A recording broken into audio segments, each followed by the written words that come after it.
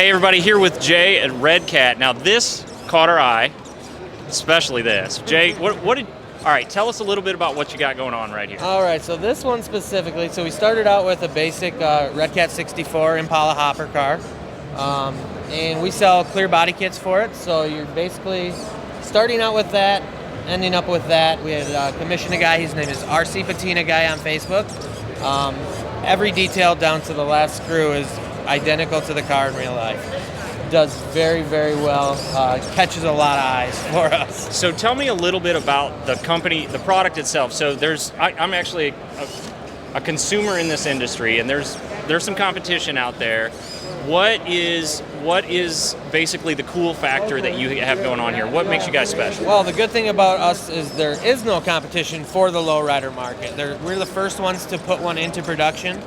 We have seen some guys make some out of toy cars and stuff like that, but first ones to do it on the big scale. We go after the affordable, RC hobbyist.